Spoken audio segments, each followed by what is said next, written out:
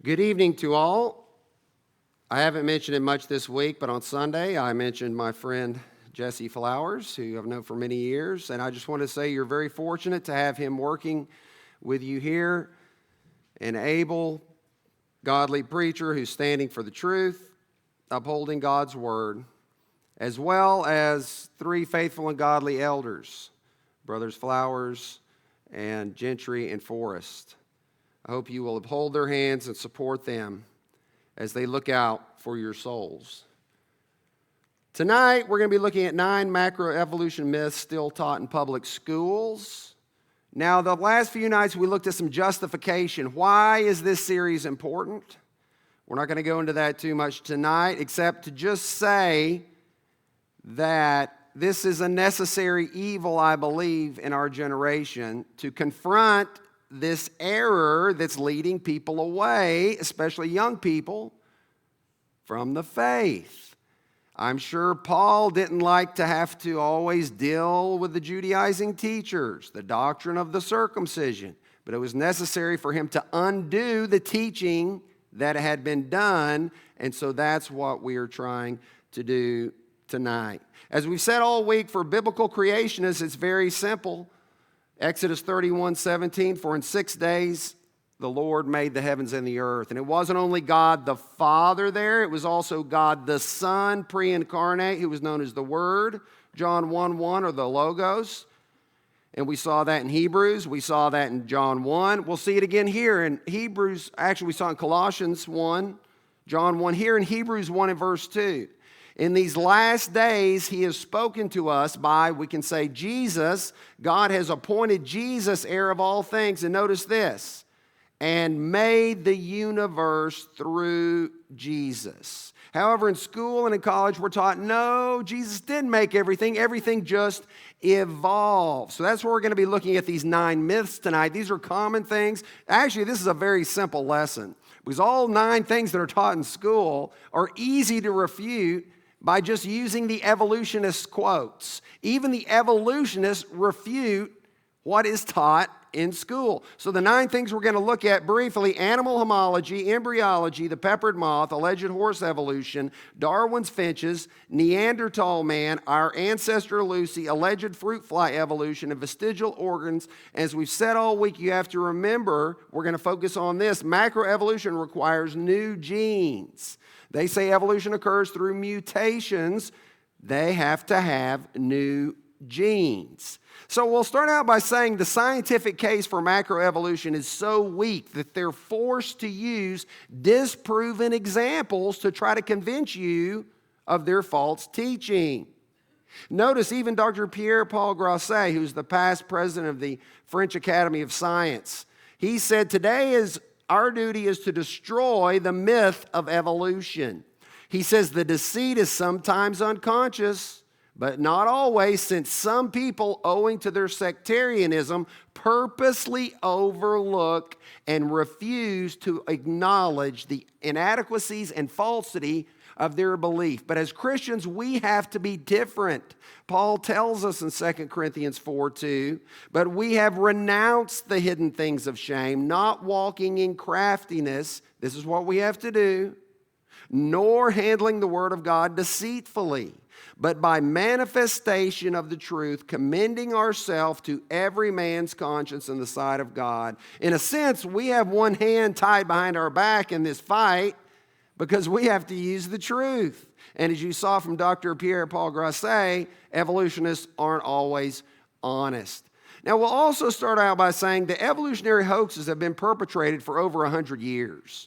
Okay, they've all been disproved from the 1800s, but there were many then. And we'll look at one of the most famous hoaxes in evolutionary history. That is Piltdown Man. For 40 years, children were taught we evolved from Piltdown Man. So to set up the story of how Piltdown Man came about, in 1871, Charles Darwin published his book, The Descent of Man, which he said we evolved from apes. For 40 years after that, creationists chided and challenged the evolutionists. If we evolved from apes, where are the missing links? Where are the fossils that prove it? Well, if they couldn't find a fossil, they were going to invent one. Along comes Charles Dawson in England in 1912. He was an amateur fossil hunter in an abandoned rock quarry in southern England outside the city of Piltdown. He said he found a jawbone and a skull bone, and they put them together, and they said, a la Piltdown man. They made a plaster cast, put it in the British Museum of Natural History Museum in London, and for 40 years, tens of thousands, if not hundreds of thousands of people were paraded before these plaster casts of fossils. People went to their grave thinking this was their ancestor. Now, the actual fossils they locked away in a safe and didn't let anyone view them for 40 years. These are the major men that were involved in this. 3 of them were knighted by the king, including Sir Arthur Keith. 40 years later, in the mid to early 1950s, they got into the safe. Other scientists, they looked at the fossils, and immediately they knew they were fakes. Without a microscope, they could eyeball the teeth and saw that they were filed down. They could see the etch marks. This wasn't a human jawbone. This was an orangutan jawbone and a skull from modern man. And they saw immediately that they were stained with dye to try to make them look old. It was a fake. It became known, and the Reader's Digest proclaimed it, the Great Piltdown Hoax. But that was just one of many of fossil men hoaxes. There was the Java Man hoax in 1891. The Orsay Man hoax in 1892, the Nebraska Man hoax in 1922. And you can see on the right side of your screen here, this was a picture that they depicted of Nebraska Man. They constructed a whole man and told children that they evolved from this Nebraska man from one tooth, which was later found to be the tooth of a pig. They say this is the case of a pig making a monkey out of a man.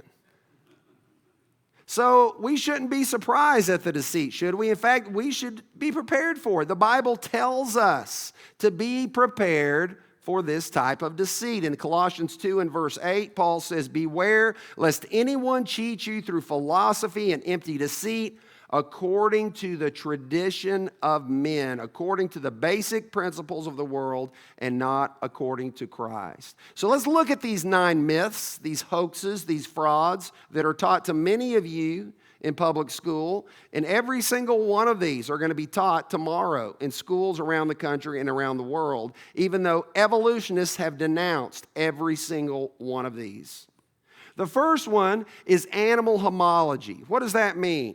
Homo means the same or similar. So basically similarities. Because there's similarities in animals, they say they evolved from the same common ancestor. Even Charles Darwin said, is it not powerfully suggestive of the true relationship of inheritance from common ancestor? So the teaching goes like this. They take, for instance, the forearm or the forelimb of different animals. You have all these animals here, the bat, the dog, the human. So in the human, we have in our arm, a humerus, radius, and ulna, phalanges, carpals, metacarpals, and phalanges. But you see similar bones in the other animals, don't you? So that means we must have all evolved from the same animal, right? Well, it could be a common ancestor, or it could be a common designer. For instance, here we take the 1953 to the 1984 Corvette. We see a lot of similarities in these cars, don't we? There's some differences, but a lot of similarities. That must mean all these cars evolved from a common ancestor, right?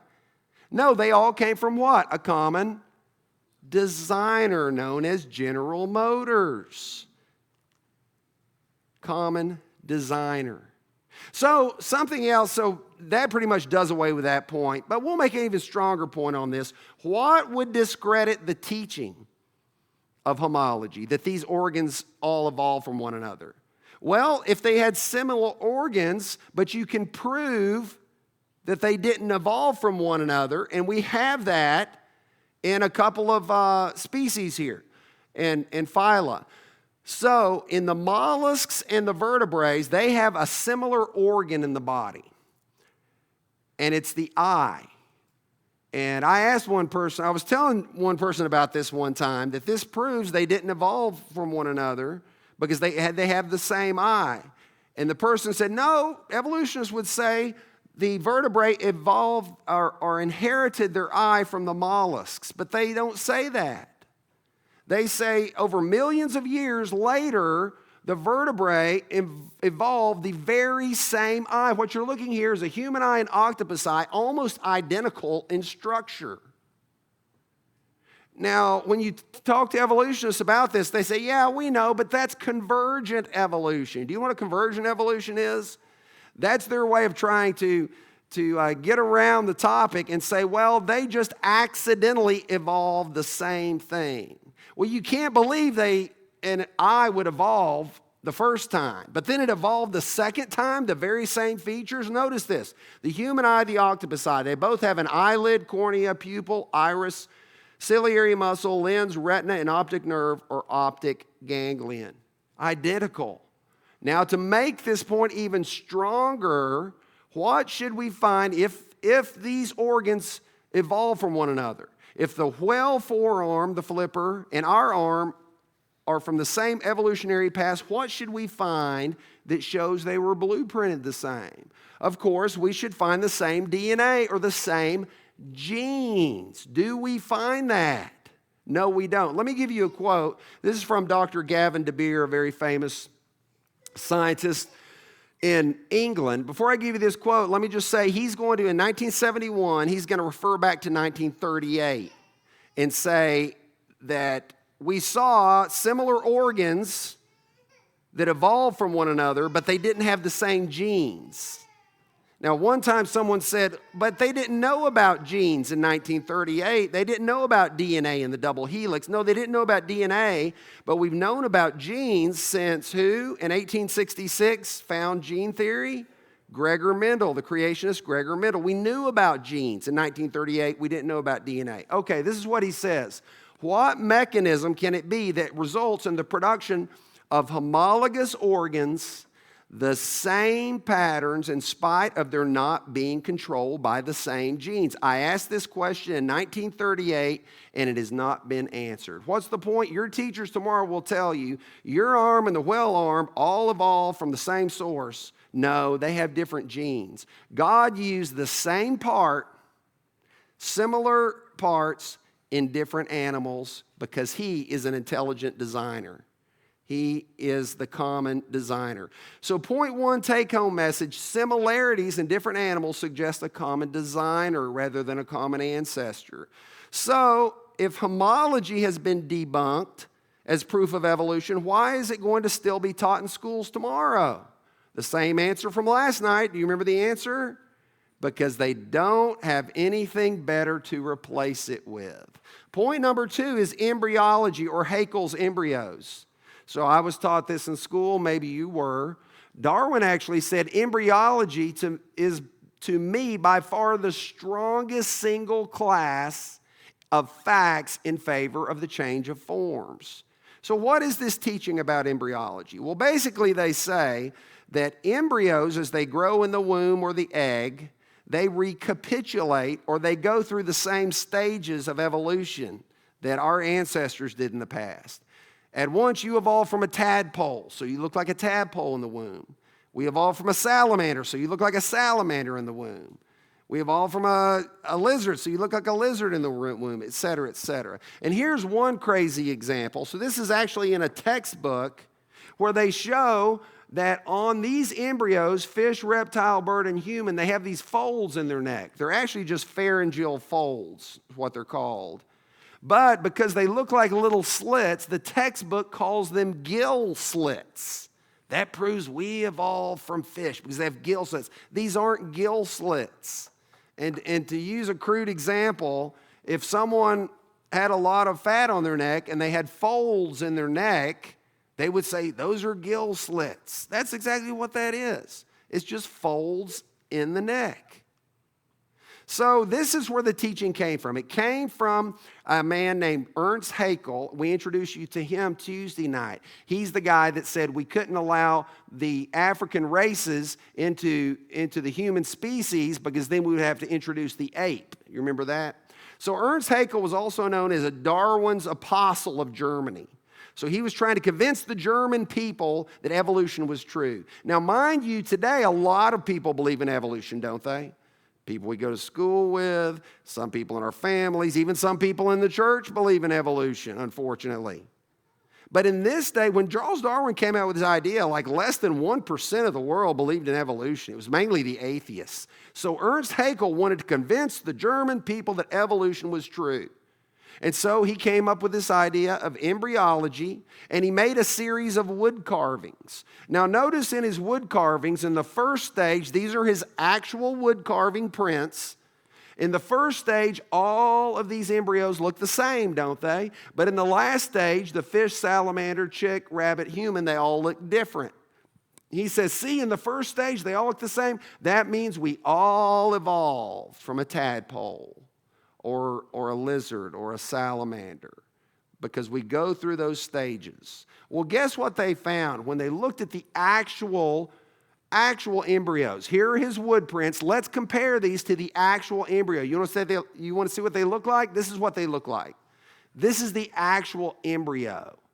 He faked the drawings to lie to the people to convince them that you look the very same in the womb. As I understand, he stood trial before his peers in Germany and was found to have lied about this. But don't just take it from me. You can take it from evolutionists. They showed that this is false. This is the most quoted guy this week, Stephen Gould from Harvard. He said Haeckel exaggerated the similarities, a procedure that can only be called fraudulent. He said, we have the right to be astonished and ashamed by the mindless recycling that has led to the persistence of these drawings in a large number, if not a majority, of modern textbooks. Textbooks still use these as examples. In fact, they did a study of this. This was in 2000. In the same year, Dr. Michael Richardson from a university in the Netherlands, along with an international team, did a study to re-examine Haeckel's embryos and see if there was any accuracy in it.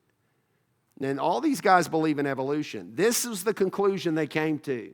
Michael Richardson said, it looks like it's turning out to be one of the most famous fakes in biology. Point number 2, take-home message, Darwinists even admit that Haeckel's embryos are frauds. Embryology proves nothing about our origin. So if embryology has been debunked as proof of evolution, why is it going to be used in Tennessee schools tomorrow to teach students that evolution is true? Why? Because they don't have anything better to replace it with. Point number 3 is the peppered moth, or the English peppered moth. Now recall, of course, neo-Darwinism teaches that you have to have mutations in the DNA. That creates mutant species that outcompete others, survival of the fittest. Thus, the fittest leave their offspring. So the English moth kind of takes from that because there were 2 variants of moths in England. The peppered moth had a light variant and a dark variant. Well, today we have light-skinned people, we have dark-skinned people. It's just the amount of melanin in the skin. Same with the moths, it's the amount of melanin in the wings. So they noticed over time that the light-colored moths were decreasing in population, and the dark-colored moths were increasing in population. So a man named Bernard Kettlewell in England invented a story, pure fiction. He said because of the industrial pollution in England, such as you see here, it basically killed the light-colored lichen on the trees, which was true, and it darkened the trees with soot. So the story he invented was, well, what happened is now the light-colored moths were on the dark tree. And so they couldn't camouflage themselves. So the birds could see them better, and the birds could eat the light-colored moths off the tree. That's why there were fewer light-colored moths and more dark-colored moths. And he said, see, evolution. That's evolution in progress. Well, is that evolution? No, it's what? It's just microevolution, variation within a kind. Let's say all the white people on earth died out and only black people were left on earth. African races were left on earth of African ancestry. Would that prove evolution? No. If anything, microevolution, just variation within a kind. But don't take my word for it. Let's go back 21 years ago to Jerry Coyne from University of Chicago. He was an anti-evolutionist or anti-creationist, a rabid anti-creationist. But he said these examples of the peppered moths represent the loss of traits rather than the origin of evolutionary novelties.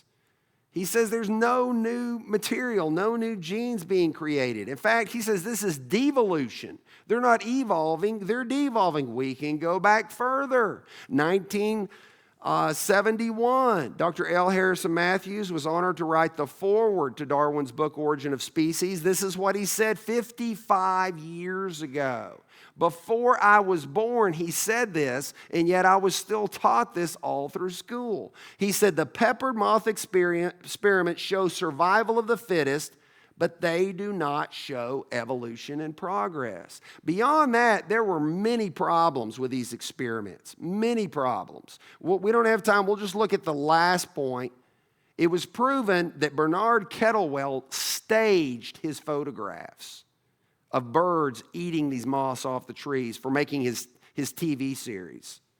So the truth is the peppered moths never actually lived on the sides of trees where birds would eat them in the daytime. The peppered moths lived high in the canopy of trees on the underside of branches, and they only came out at night. One team of scientists said in 30 to 40 years, they only saw one peppered moth on a tree during the daytime. Peppered moths never lived there. He staged the photographs. A signed affidavit from a postdoc that worked for him said he actually had to pin and glue these moths to the tree and film for hours to wait to a bird to eat them off. He also said he had to use cage-bred moths, and they were so lethargic he had to warm them up on the hood of the car to get them to flap their wings. So why is peppered moth still used in evolutionary textbooks this year? This is the National Science Teachers Association, and they tell teachers to use the peppered moth to show evolution's link to development. This is your tax dollars hard at work. In the Denver Museum of Nature and Science, they use the peppered moth to show how evolution works. And in the fine print, it says there are many examples of evolution, but this one is often referred to because it has been so well documented. They like to use it because it's a simple example to fool children. Eugenie Scott, who we looked at earlier this week, do you remember on Tuesday night when she said, "Don't debate, you will get beaten"? She was the major proponent for about 30 years of teaching evolution in schools, and she was questioned, why do you still teach the peppered moth if it doesn't prove evolution, only microevolution? She says, I know that, but it's the easy example to help children understand evolution. In other words, we're going to use a false example to help children understand. You see what we're talking about when we say dishonesty? Point 3 take-home message, the peppered moth demonstrates microevolution, not macroevolution. So if the peppered moth idea has been disproven even by evolutionists, why is it still going to be taught in schools tomorrow? Because they don't have anything better to replace it with. The next one, I was asking the kids today, I was asking McKenna and Landon, which of these were their favorites? Because Suckers for Punishment, they've seen this before, and Archer has too. This is my favorite. Here is why it's my favorite, because I was taught this in school. Remember the little horse to the big horse they evolved? And I didn't know how to answer that in school. I still believe the Bible. And that's what I want you young people to remember. You're not going to have the answers to all the questions, but remember the answers are out there. And so years later, I understood. But when I was at the University of Georgia, one of my colleagues there, we were talking about evolution. I asked her, well, what do you think is the strongest proof of evolution? Without batting an eye, she said, of course, the horse evolution, the little horse to the big horse. Well, I like this because now that I understand it, it's the easiest of all to disprove. It's a hoax. It's a fraud. Why? Because even the evolutionists say that the top 4 horses, all except Eohippus, the smallest one, they said they all lived at the same time. They didn't evolve from one another. All of these horses lived at the same time. Here is some proof of that. You can go back 33 years. Niles Eldridge and Steve Gould said, throughout the history of horses, the species are well marked and static over millions of years. What do they mean? They didn't evolve.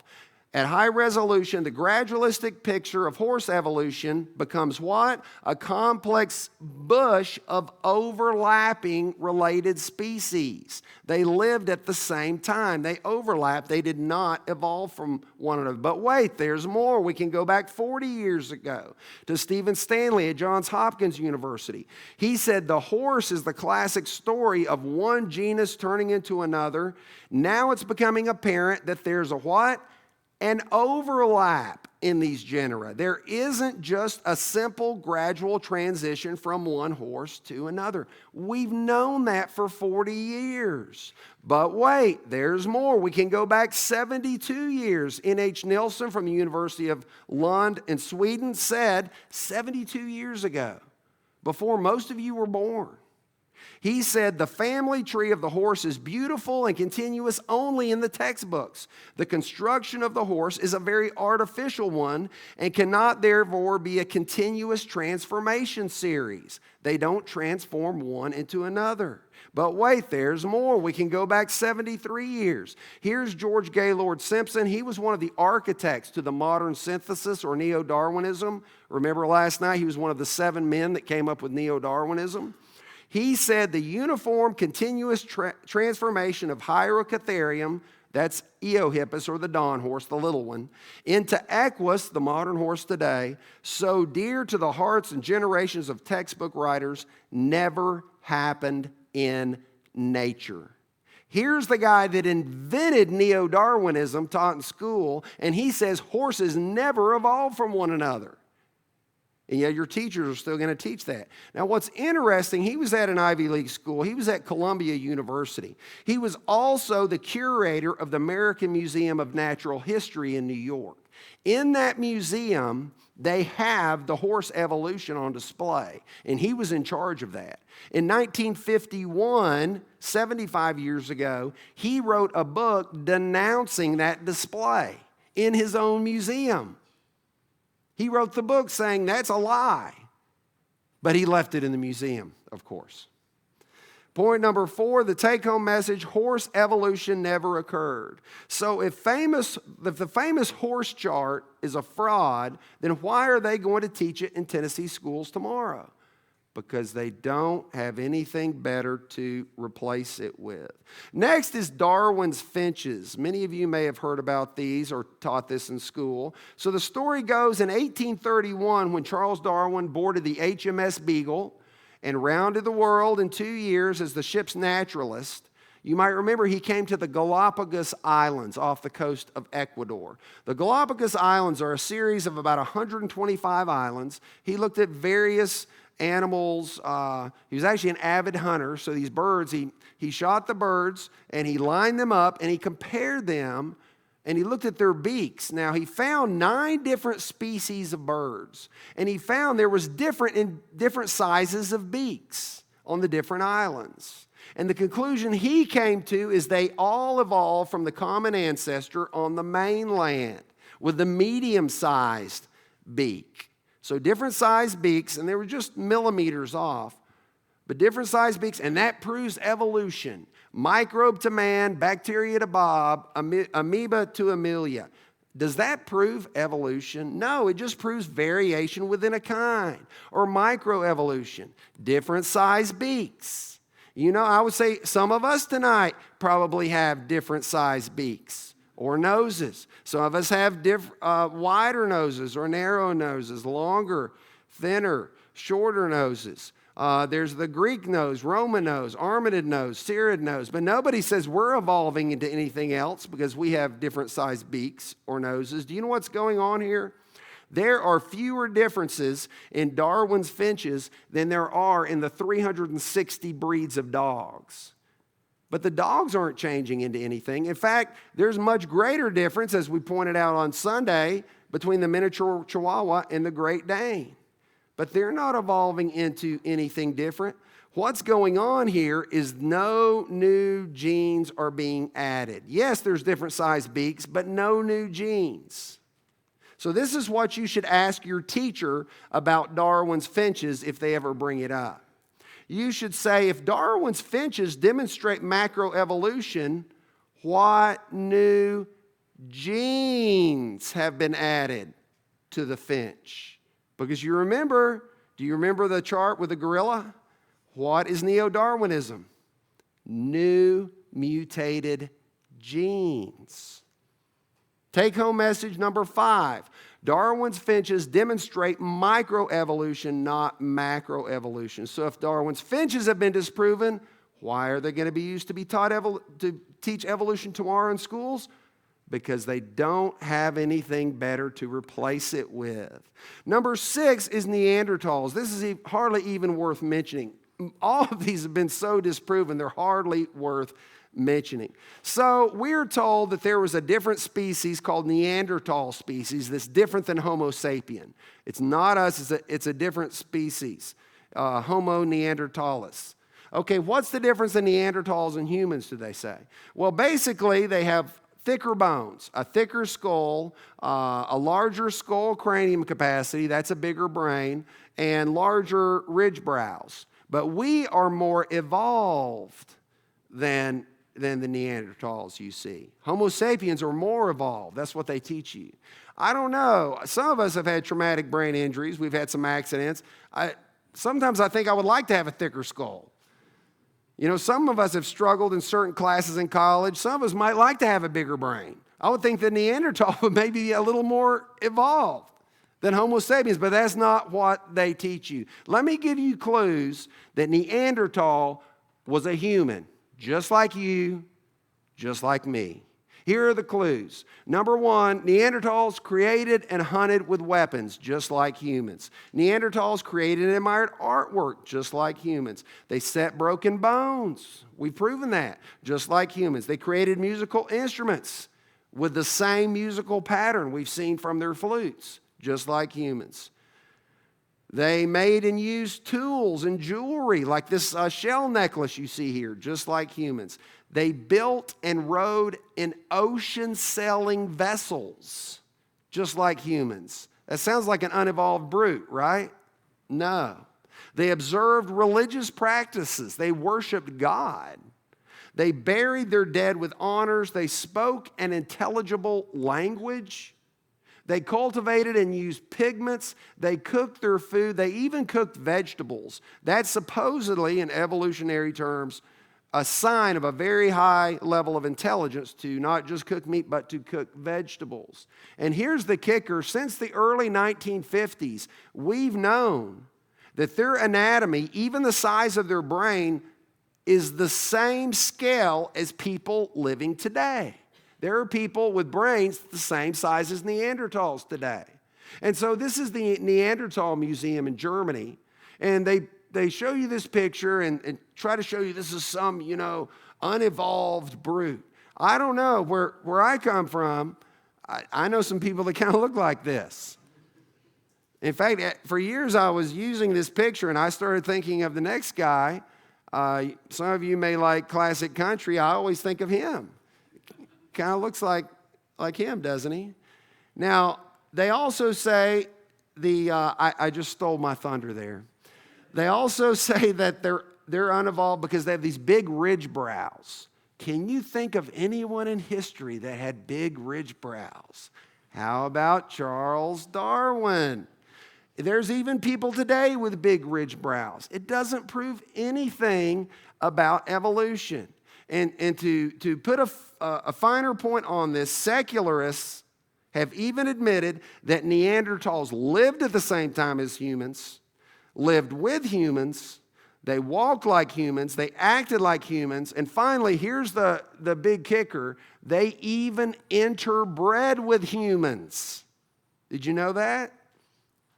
So I was at Michigan State a few years back, 3 years back, I think, And somehow the students started talking about genetics, and they did the 23andMe or one of these where they looked at their DNA.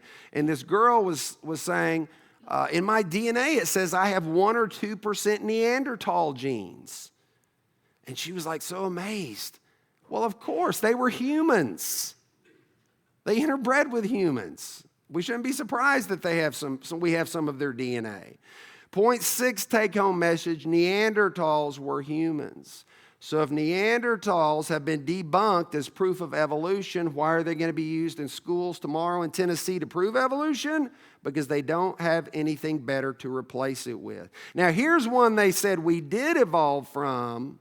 The ones they now push in schools is Lucy, Australopithecus afarensis. This was discovered by Donald Johanson in 1974. He found this skeleton in Africa, and he said this was an upright walking ape that proved, because it walked upright, bipedal, 2 legs, that it evolved into humans. Now, to even show, this is used to teach little children. I'm going to show you some slides from a lesson plan for early children to teach evolution. The first humans. How do scientists know about an early man who evolved 3 million years ago? Lucy told them. So they teach these little tiny kids that Lucy was their ancestor they evolved from. Well, I'm going to show you the next slide that just destroys this whole picture. In the rock that Lucy was found in, the same layer, 2 years later in 1976, Mary Leakey, famous paleontologist, she discovered the Laoli human footprints. They say they're not human. They're obviously human. They're supposedly 3.7 million years old before humans existed. Humans supposedly evolved 200,000 years ago. So they say these have to be Lucy's footprints because they walked upright. You can see a child was even walking next to this person. Notice what PBS said about this.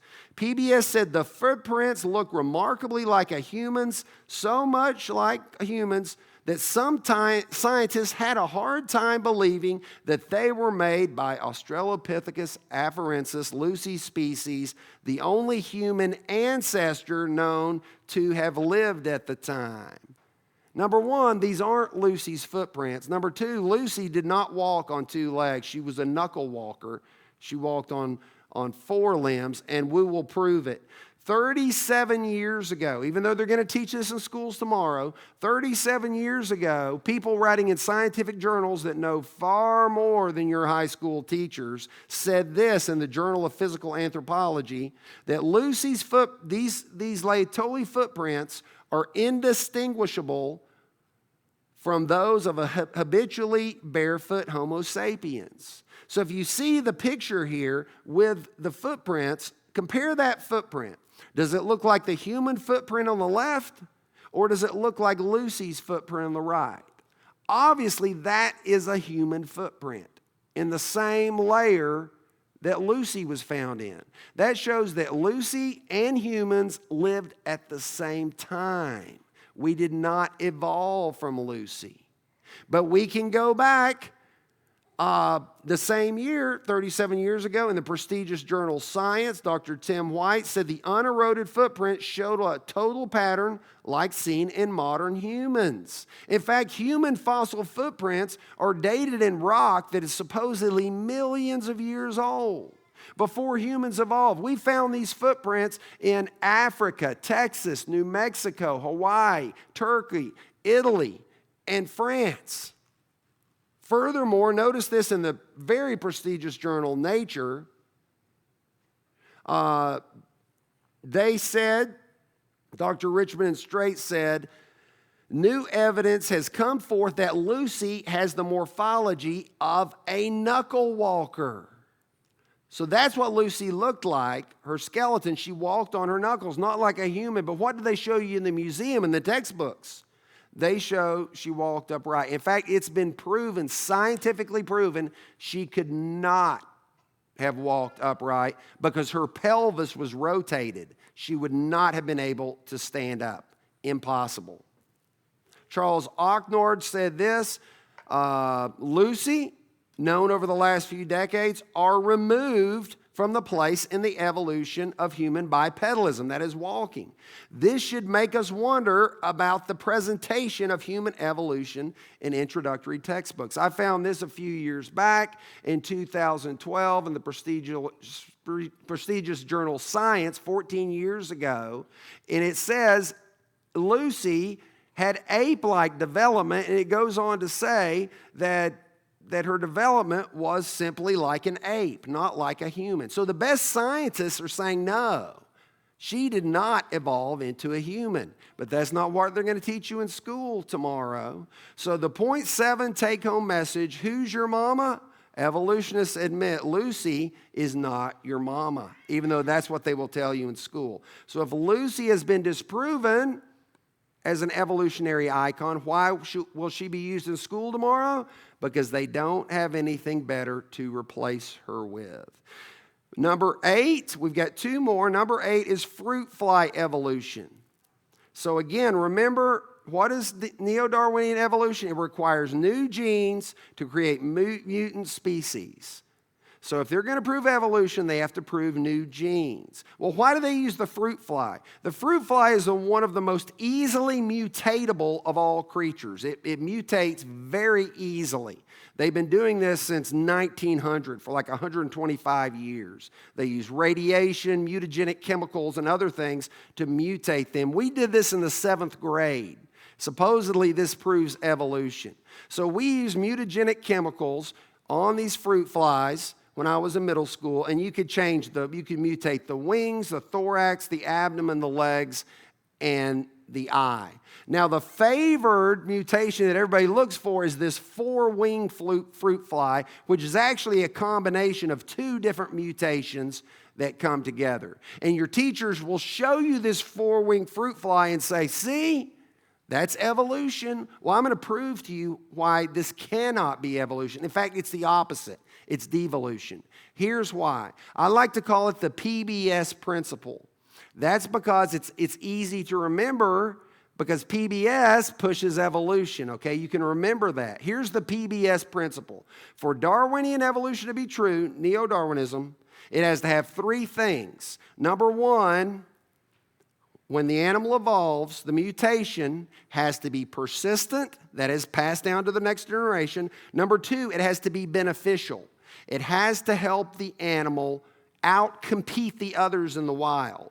It can't just be, they like to use, disease resistance or pesticide resistance in insects, antibiotic resistance in bacteria. No, it has to confer a benefit that is number 3, structural.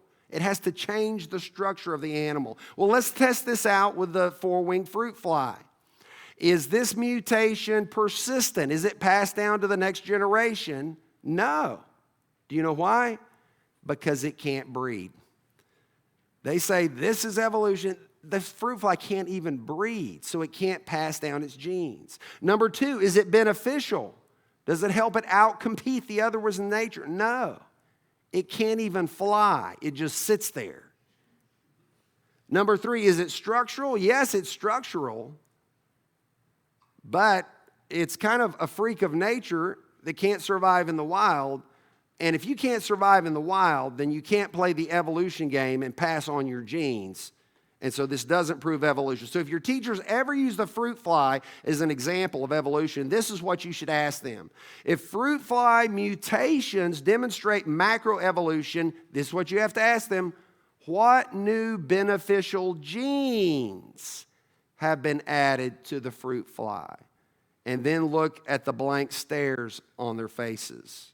So point number 8, take-home message, fruit fly mutations demonstrate microevolution, not macroevolution. If fruit fly mutations have been disproven as evidence for evolution, why are they used in schools tomorrow? Because they don't have anything better to replace it with. Here's the last point of the evening, vestigial organs. So this is the idea that we have organs that we needed back in our past when we were apes or when we were fish, or when we were amphibians. But we don't need them anymore, so they are disappearing. So someone, or maybe a couple people mentioned me, Dr. David Aiken, this week. So he said he quit even using vestigial organs in his lectures because he said it's been so disproven decades ago, he doesn't even waste his time with it. Why do I still use it? Because it's still taught to you in schools. Okay? Here are the usual suspects: the tonsils, the tailbone or the coccyx, and the appendix. Now, in 1931, there was a German scientist named Alfred Wiedersheim. He had a book titled The Science of Life. In this, he listed 180 useless organs that were left over from evolution that we really don't need anymore. Did you know since 1931, it's been proven every one of those 180 organs are still useful in the human body. In fact, two creation scientists, Drs. Bergman and Howe, published this book, Vestigial Organs Are Fully Functional. Now, the year I started first grade, notice what was published in the journal Evolutionary Theory. 45 years ago, Dr. S.R. Scatting said vestigial organs provide no evidence for evolutionary theory. If we knew that when I started first grade, why was I taught that all through high school and college? Well, 29 years later, notice what the Encyclopedia Britannica said. The appendix does not serve any useful purpose as a digestive organ in humans. It's believed to be disappearing in the human species over time. So apparently they know more, Encyclopedia Britannica, than the best scientists. Well, let's look at the appendix first. Is it needed? Is it useful? Well, 34 years ago, a standard medical textbook, Dr. Keith Moore, calls it a well-developed lymphoid organ. 50 years ago, G.K. McCarty in the Journal of Gastroenterology said the appendix is not generally credited with significant function. It's not like the heart, but he says current evidence tends to involve it in the immunologic mechanism. We know now it's part of the immune system. In fact, it appears to be used a lot with infants to help them develop their immune system. It serves as a storehouse for bacteria, good bacteria. And when you get a case of dysentery that wipes out your intestines, it helps reseed and repopulate with good bacteria. The appendix does have a use. Next is the tonsils. Notice what Wikipedia said about the tonsils. This was 18 years ago. Teachers still teach that tonsils are vestigial, part of your evolutionary past. 18 years ago, even liberal left-leaning Wikipedia said, like other organs of the lymphatic system, the tonsils act as part of the immune system to help protect against infection. They're part of the lymphatic system, the immune system.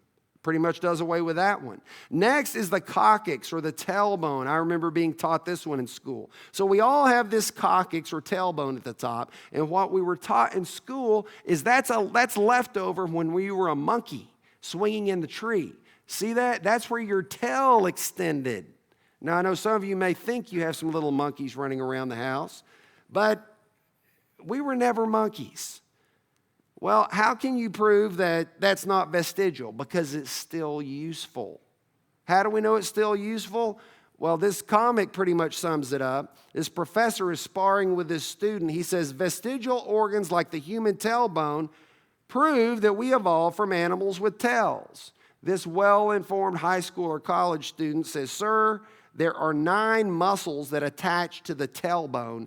It is not vestigial. If it wasn't for the tailbone, you wouldn't be able to hold up your pelvic girdle. It's useful in reproduction and eliminating bodily wastes. It's not vestigial. That pretty much does away with that one. Next, they like to cite the wings of flightless birds like the ostrich, emu, and rhea. They say, see, these birds used to fly, but they don't fly anymore. That's their evolutionary past.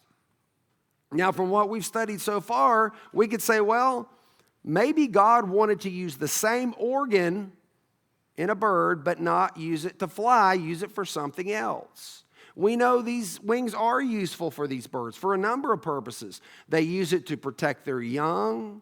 They use it in balance when running from a predator. It gives them protection in a fall, and it protects their inner organs. And most importantly, they have to use them to balance themselves when they are breeding. They are not vestigial. And finally, supposed hip bones in whales. Now, I've always thought this is one of the craziest stories that you're taught in school. So what we are taught in school is they had these animals in the ocean, these whale-like animals, and at one point in the time, they decided they were tired of living in the ocean. And so over millions of years, they decided we're going to get out of the ocean, and so they grew feet and started walking on land.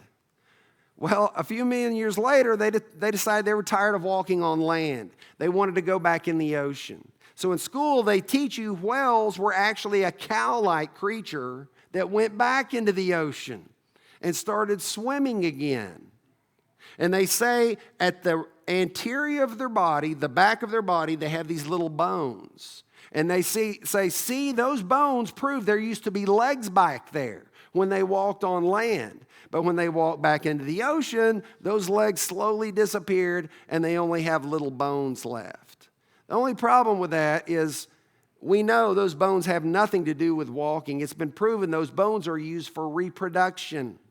They do serve a purpose. So what should you ask your teacher about vestigial organs if you're taught that these organs were part of our evolutionary past?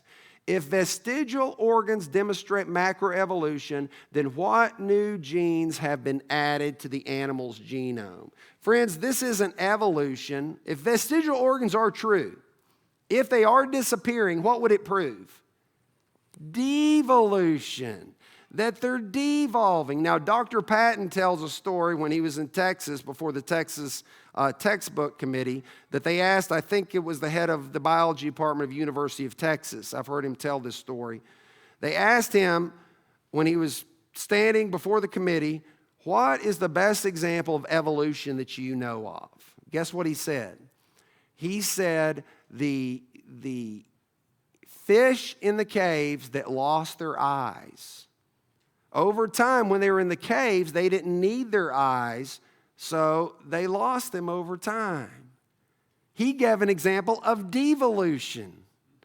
The opposite. That's like the head of the Department of Biology. The best he could come up with is losing genes, not gaining genes. You see how really the science, not only the Bible, but God's science is on our side as well. Take home number 9.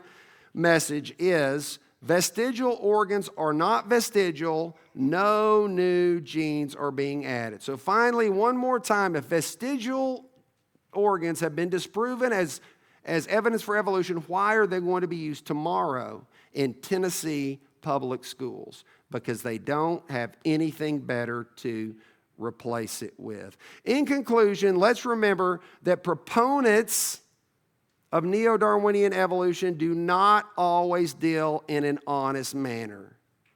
Notice what Dr. Henry Lipson, he was the head of the Department of Physics at Manchester University. He said, in fact, evolution became, in a sense, a scientific religion.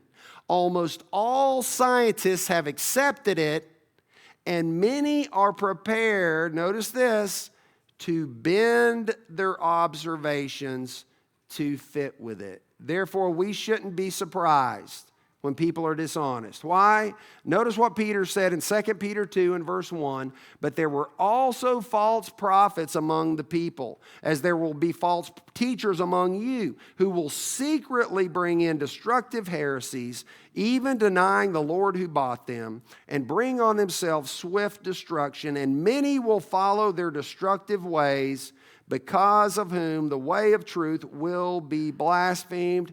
Again, don't be angry at these people. Have pity on them. Pray for them. And hopefully they will return and repent, because one day they will give an account, because they will not have an excuse for not seeing the intelligent designer. Again, the intelligent design verse, Romans 1, verse 20, since the creation of the world, God's invisible attributes are clearly seen, being understood by the things that are made, even his eternal power and Godhead, so that they are without excuse. On the day of judgment, no one is going to have an excuse. Are you prepared for the Lord's return? Are you prepared for the Lord's judgment? Have you been baptized into Jesus Christ for the remission of your sins? If you haven't, we've mentioned 6 different passages this week. Let's see, Monday, Tuesday, Wednesday. We've mentioned 5 different passages on baptism this week. Let me mention a 6th. I want to turn to the passage. So my grandfather grew up as a Baptist, and my grandmother tried to teach him for years about baptism. It took a few years, and he was able to kind of sidestep some of the passages. I'm going to give you the passage about baptism that he couldn't get around, and then he was baptized. And it relates to Noah's flood. In 1 Peter, the 3rd chapter, in verse 20, there it says 8 people were carried safely through the water in the ark. 1 Peter 3:20, 8 persons were brought safely through the water in the ark.